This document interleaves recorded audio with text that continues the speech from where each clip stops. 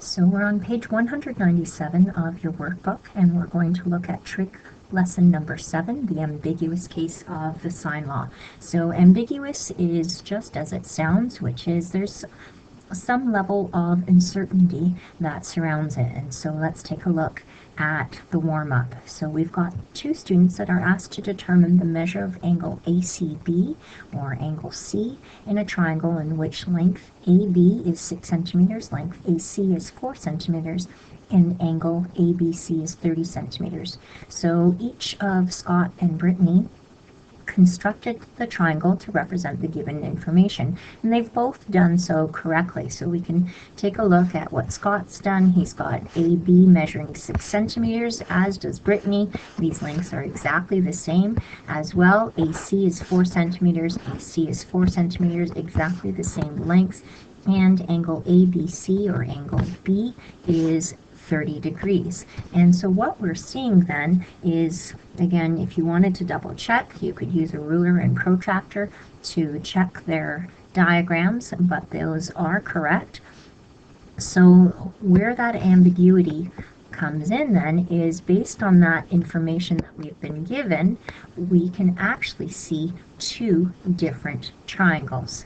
So let's take a look. So if we've used the ruler and protractor, yes, we can verify that.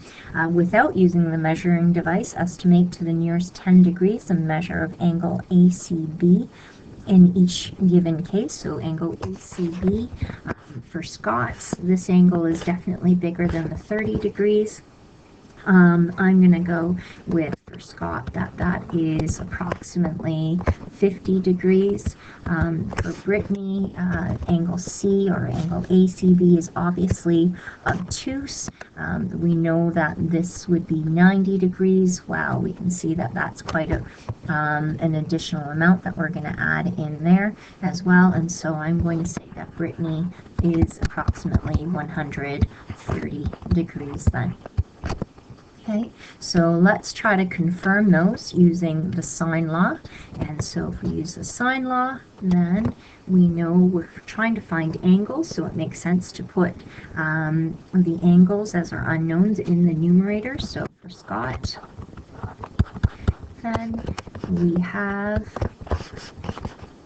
sine of C, which is our unknown, over C, is equal to sine of B, which we have, that's our 30 degrees, over length B, which is opposite, and that is 4 centimeters.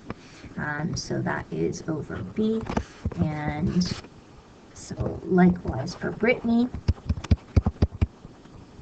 But let's just follow through with Scott's first. So if we take a look, then we're trying to find sine of C, but we know that opposite length C, opposite angle C is length C, and that measures 6 centimeters, and sine of 30 degrees over 4 centimeters. And so to solve for sine of C, we know that sine of C is going to equal, when we multiply 6 by each side, we've got 6 sine 30 divided by 4. So then that is 0.75. And so so when we do the inverse sine of 0.75, then angle C is equal to 49 degrees. So when we look at Brittany's, we know we're going to be writing exactly the same thing, because her length C is still 6 centimeters, her angle B is still 30 degrees, and her length B is exactly the same. So the work is the same, and we're going to get to the fact that sine of C is equal to 0.75. So how is it that we can get anything other than 49 degrees? Well, remember, where is sine positive? Sine is positive, that sine ratio is positive in not only the first quadrant, but also in the second quadrant. And since we know Brittany's is an obtuse angle, we're into the second quadrant. So since angle C is obtuse, then we're looking at quadrant 2. So we know the reference angle is 49 degrees.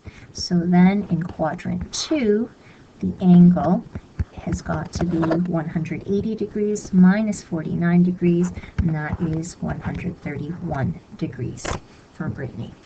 Okay, so as we had said, in this particular example, because of the information given, we were able to draw two different triangles, and that is why we have the ambiguous case of the sine law.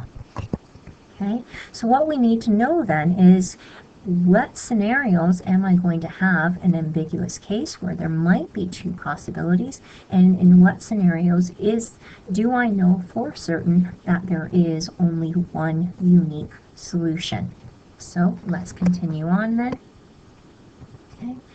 So constructing triangles. So if we use a compass and protractor, or if we use something like Geometer's Sketchpad, we can work through each of these constructions. So let's take a moment then and get our materials ready to go. So if we're now looking at constructing triangles, we know that triangles can be constructed giving 3 measurements. And it says here that one of these measurements has to be the length of a side. Well, why does one have to be the length of the side? Well, if I was to give you 3 angle measurements, we would have infinite possibilities of the number of different triangles that we could draw. They would all have the same shape and be scaled versions of each other, but there would be infinite possibilities. So if we know that we have one of the lengths, let's take a look then as to how many possible triangles we could actually have. So the first scenario is if we have 3 lengths, so we call that side, side, side. So given that we have length PQ, which is 3 centimeters, length PR, 4 centimeters, and length QR is 6 centimeters. So what would we do then is probably take out a ruler, and we would start by drawing out length QR. And that we know is going to be 6 centimeters, and then we would need to figure out where P is, such that the distance from Q to P is going to be 3 centimeters, the distance from R to P is going to be 4 centimeters. So the easiest way to do that is using a compass. Why is that if we set the compass to having a radius of 3 centimeters, then we can essentially draw a circle with the center being point Q, and the radius here is going to be 3 centimeters. So any point on this arc on the circle is going to be 3 centimeters away from Q. Then if we do the same thing with the center of R, and we make the radius 4 centimeters, then if we draw an arc, or this whole circle, every point on this circle is going to be 4 centimeters away from R. What do we know about this point of intersection? It is 3 centimeters away from Q, 4 centimeters away from R. So let's just take a quick look here at the example I have. And so, again, we can see here we've got length QR, which is 6 centimeters. This green circle represents a circle that has a radius of 3 centimeters. The red circle is a circle that has a radius of 4 centimeters. So at this point of intersection, as well as the one on the bottom here, this point of intersection is the only point, or these 2 points are the only places where we are 3 centimeters away from Q and 4 centimeters away from R. So if I was to join up those lengths, then that is the only possibility of a circle or of a triangle, with those 3 specific lengths that I could actually find. So given three lengths, side, side, side, there's only one possibility. So here I draw that on, recognize that that's 3 centimeters. This one is going to be 4 centimeters. Sorry, this diagram is not to scale at all. So there's only one possible triangle. Okay, so taking a look at the second example, we call this side angle side. So that is to say that the angle that is given is sandwiched between the two given lengths. So if we take a look at the visual here, then so we've been given the fact that PQ must be 5 centimeters in length, QR must be 4 centimeters in length, and the angle between them is 40 degrees. So there's really no other place that these lengths can go because they are a specific length and they're separated by a specific angle. So I have no other option but to draw in the length from P to R as such. And therefore we have one possible triangle. Again, if I do a quick sketch, I know that we've got PQ is 5 centimeters, QR is 4 centimeters. This angle is 40 degrees, so there's no other place for us to go for RP other than right here. So that is one possible triangle. For the third example, angle side angle. So it says sketch triangle PQR, and we have length PQ, which is 3 centimeters, length angle PQR is 40 degrees, and angle QPR is 30 degrees. So again, in this case, we have our designated length, so length PQ, which is 3 centimeters.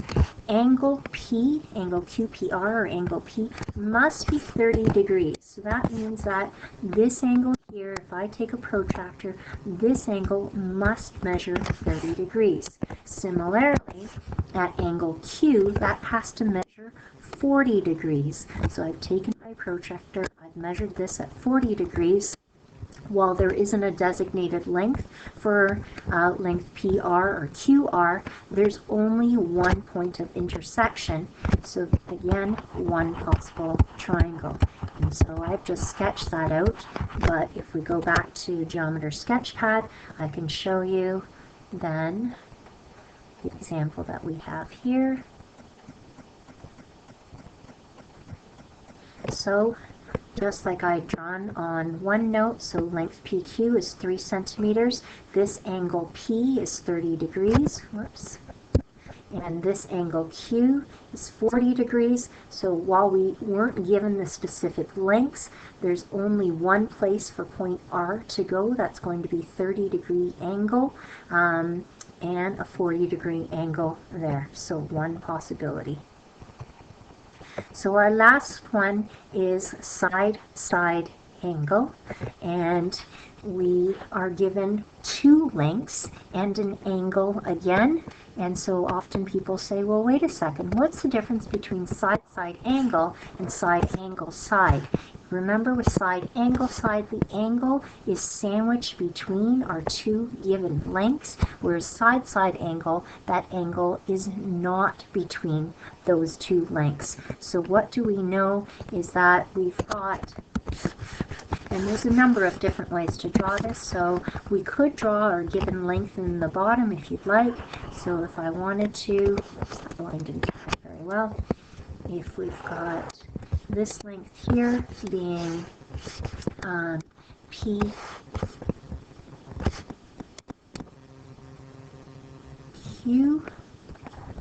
and this is 6 centimeters, and I know that angle PQR is 40 degrees, so that tells me that this length has, I don't know exactly how long this is, but I do know that this is 40 degrees. So this keeps on going. I don't know how long it's going to go. And then I've got R. R is going to end up somewhere along this length Q. And so once again, the easiest way to figure out where that's going to be is to use a compass and set the radius to 4 centimeters. And so with it being 4 centimeters, what are we going to do is we're going to hit at 2 points. So this point here is going to be 4 centimeters away from P as well. This point here is also going to be 4 centimeters away. So that tells us that this could be R. So we can call that R1. This could also be R. That would be R2. So we've got our 2 possibilities. So a little bit more accurate possibilities looking at Geometer Sketchpad once again. And let's take a look at that graphic here. So I've drawn it slightly differently here. So we've got, I think I've got it as length QC. So R is somewhere along this line. We don't know. We've got this designated angle of 40 degrees. We've got this designated length being 6 centimeters, and it has to be 40 degrees away from this long length. So there's no flex in where this length PQ is going. What do we know is that we want the length from P to R, so R is somewhere along here, to be 4 centimeters. So let's set it up. We are going to set this parameter being 4 centimeters and select this as our center of our circle. And there it is. We've got a circle with 4 centimeter diameter. And so we recognize then at this point right here, this is 4 centimeters away from point P. That still maintains our 6 centimeter length and our 40 degree angle. As well, at this point, we also get a 4 centimeter distance between P and this line QC. So that means that we could either make our triangle like right here or right here. So our 2 possibilities of 6 centimeters, 4 centimeters, and 40 degrees. Excellent. So let's take a look then at the next page.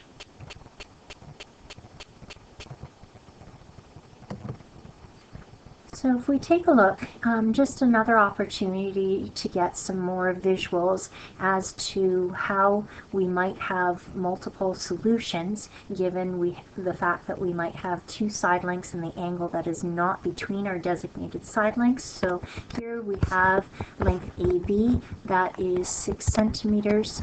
We know that angle B, or angle ABC, is 30 degrees, and point C is somewhere along this length BD. So case 1 is where we have 2 possibilities. We already know that. And so we're going to set the compass to 3.5 centimeters. So hypothetically speaking, we've got a compass somewhere. And this is length B that we're trying to find, or length AC. And so looking at this, then you would take your compass, set it to 3.5 centimeters. So you're going to be drawing a circle with center of A. And when we do that, we find that it's going to hit at exactly 2 points. So that means that C could be up here. So there's one possible triangle, or I'll call that C1, or C could be down here, and that is your other triangle of AB and C2. Regardless, we've got this is 3.5 centimeters, and this is also 3.5 centimeters. And both angle B and length AC stay intact. So there's 2 possible positions for point C. So for case 2, we're looking at then one unique triangle, and we know that we're going to set our compass, or length B in this case, to 3 centimeters. So if we know that there's only going to be one solution, you know that when I set my compass to 3 centimeters, my center is on A, and then I draw my circle. What's going to happen is that the circle is going to touch that line at exactly 1 point. And so remember what that's from, circle geometry, where a line touches a circle at exactly 1 point. That is going to be tangent. And this point C will be the point of tangency. What is going to be true about where the radius hits the tangent at the point of tangency is that it will be a 90-degree angle. So there's only one possibility.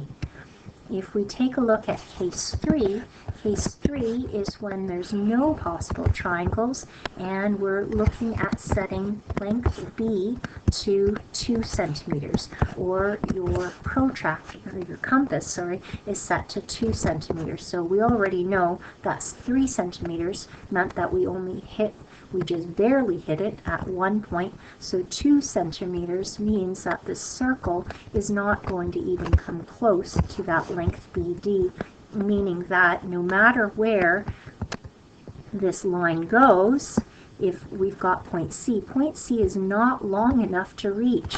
Therefore, there's no possibilities that we have. Okay, so a lot of people then say, well, holy smokes, you want me to draw this every single time? Do I need to get a compass and a ruler? Do I have to practice constructions? No, we can figure it out algebraically. So this is what I would suggest to you then is, okay, we've got a slight mistake in our workbook, so let's change this. AB should be 3 centimeters at this particular point. So in each case, what are they asking us is they're setting out length C is 3 centimeters and angle B is 30 degrees, and they're asking us to find the measures of BAC as well. Obviously we'll need to find the angle BCA as well, and then they're changing length B in each case. So if we're changing length B in each case, so we've got case 1, case 2, and case 3. In each of those cases, these particular parameters we're going to stick with. That is that length C is 3 centimeters and angle B is 30 degrees. So if we take a look at these, then if we fill in our sine ratios, then we're missing our angle, so it makes sense to put sine C over C and sine B over B. So our unknown variable is in the numerator. So we have then sine C over 3 is equal to sine of 30 degrees over 2.5. So that's what we're using in this particular case. And what we find then is to isolate sine C, we multiply both sides by 3. So that means that sine C is equal to 3 sine of 30 degrees divided by 2.5.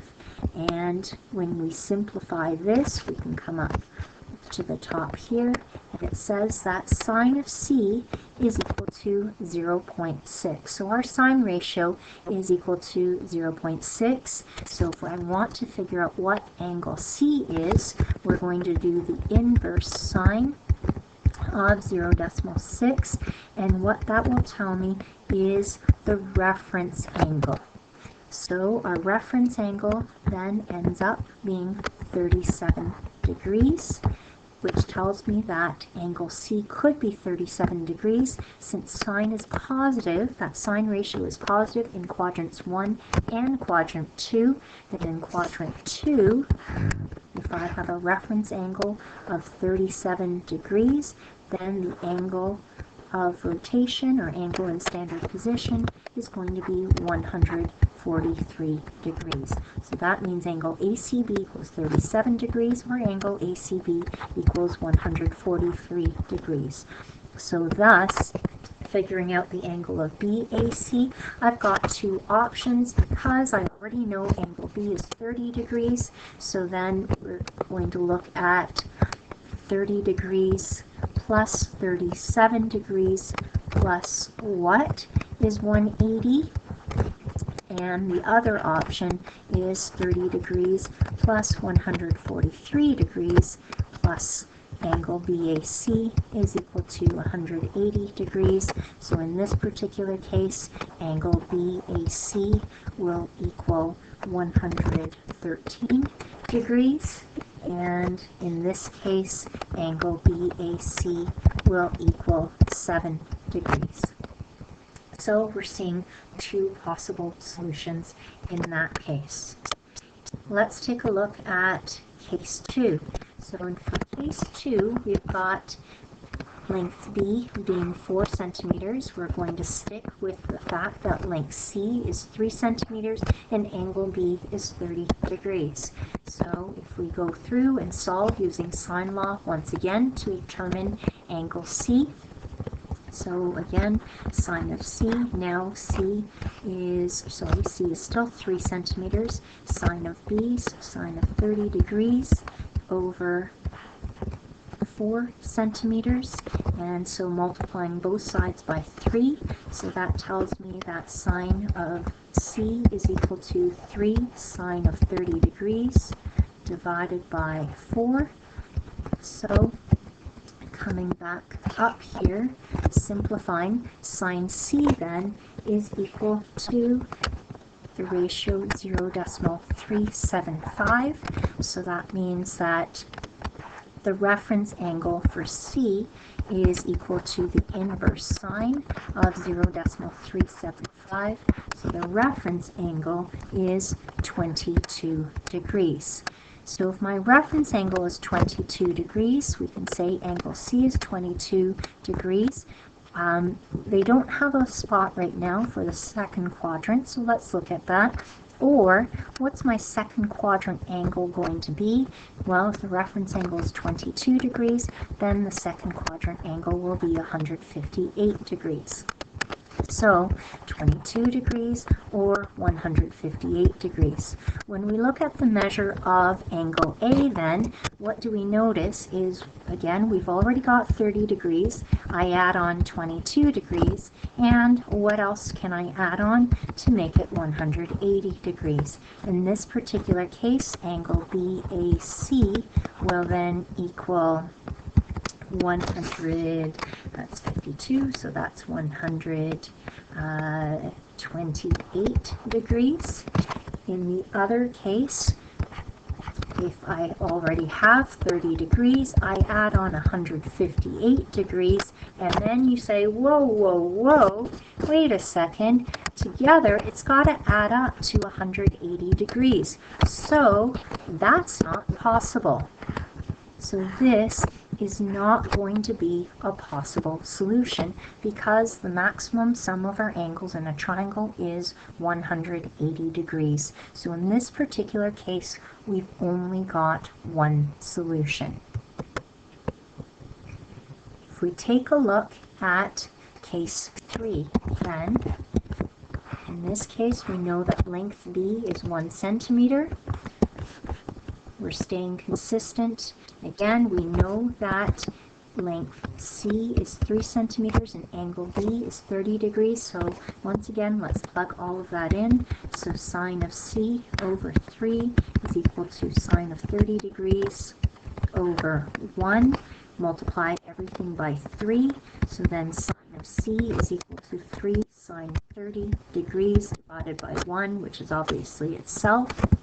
So then when we simplify that, we can see that sine of C is equal to 1.5. At this point, that should be hold on a second, the sine ratio cannot be greater than 1. If you're not sure, you can also say, hey, well then C would equal then the inverse sine of 1.5, and you'll see that your calculator will tell you you've made an error. So this does not exist. then, and there is no solution.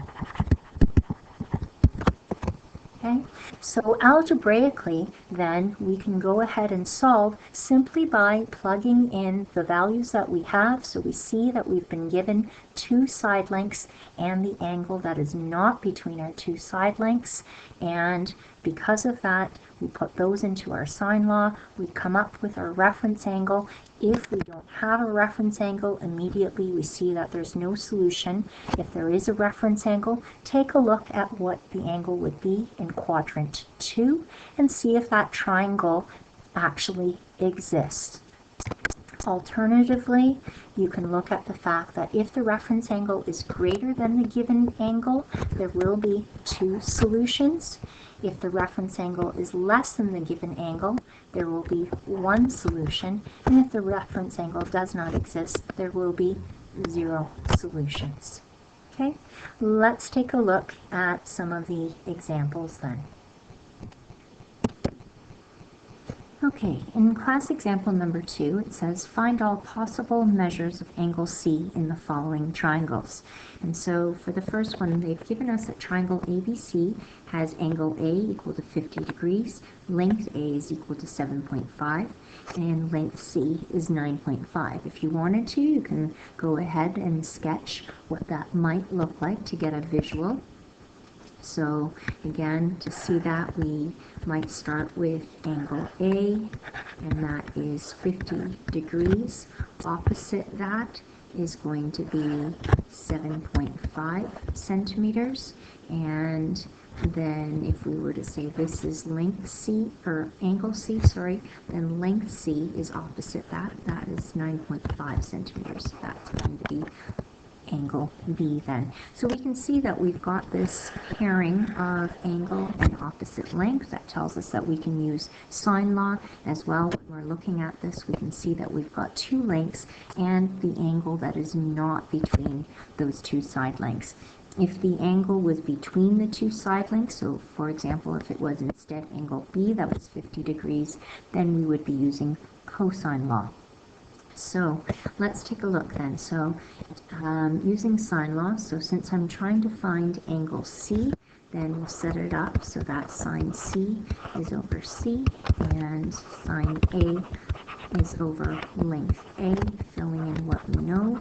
Sine C over 9.5 is equal to sine of 50 degrees over 7.5. Multiplying both sides by 9.5 allows us to cancel out this 9.5. So if I show that here, times 9.5, that's over 1. So that multiplies out. Multiply this side by 9.5 as well. So we can see then that sine of C is equal to 9.5 times sine of 50 degrees, all divided by 7.5. So the ratio, the sine ratio for sine of C is equal to approximately 0.9703. And since that ratio is positive, we know that we can be looking at quadrant 1 or quadrant 2, given our cast rule. And so our reference angle, when we do the inverse sine of 0.9703, our reference angle is then 76 degrees. So that tells me that in quadrant 1, we're looking at obviously 76 degrees. In quadrant 2, the possibility would be with a reference angle of 76 degrees, we're looking at 104 degrees then. Since I have already angle A, we would need to consider that possibility. So 50 degrees plus 76 degrees, that's still less than 180. So then I could find out what angle B is. Same thing. If angle C is 104 degrees, angle A is 50 degrees, then 104 plus 50 still leaves room for an angle B. So our answers then for possible measures of angle C would then be 76 degrees and 104 4 degrees. Let's take a look at the second example. So again, if you wanted to sketch that out, they've actually just switched around those values. So in this particular case, we still have angle A being 50 degrees. The length that is opposite it is 9.5 centimeters, and let's say then that this is length C, so this is 7.5 centimeters. That would make this angle C, and up here angle B. So again, we've got that pairing. So let's go ahead, set it up the same way. Sine of C over C is equal to sine of A over A, or sine of C over 7.5 is equal to sine of 50 degrees over 9.5. So then multiplying both sides by 7.5, we end up with sine of C is equal to 7.5 sine of 50 degrees, all divided by 9.5. So then our sine ratio, when we put that into our calculators, sine of C ends up being 0.6047 approximately, and when we do the inverse sine of that, we end up with our reference angle being 37 degrees. So again, if we consider quadrant 1, of course, then angle C is going to be 37 degrees. If we're taking a look at quadrant 2, then angle C would be 143 degrees.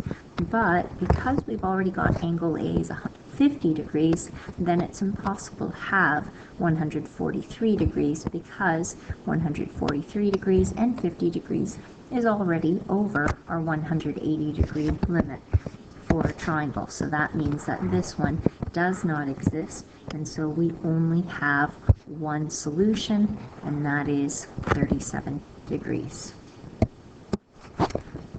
So as a little bit of a summary, what I'd like you to think about is consider when you would use sine law, when you will use cosine law.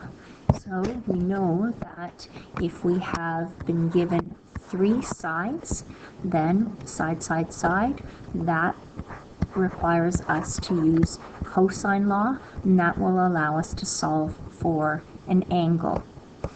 If we have side angle side, so that is an angle that's been sandwiched between 2 given lengths, again, we can use cosine law to find one of our missing values. If I have angle, side, angle, so if I have 2 angles and 1 side length, we know that angles in a triangle automatically add up to 180 degrees. That means that I could essentially have all 3 angles. That means that I automatically have that side length and its opposite angle, so I have a pairing that leads me to use the sine law. As well, if we, as we've just been going through, if we have side, side, angle that's been given to us, again, we need to use the sine law, but this is the one that we need to look out for, because we then have ambiguous case. So depending on the information that's given, we may have 2 solutions, 1 solution, or no solutions. If there are solutions available, 1 or 2, you should be prepared to be able to solve the triangle, and that is to say, find all possible missing lengths and angles for your particular triangles. Okay, please let me know if you have any questions and complete the assigned work.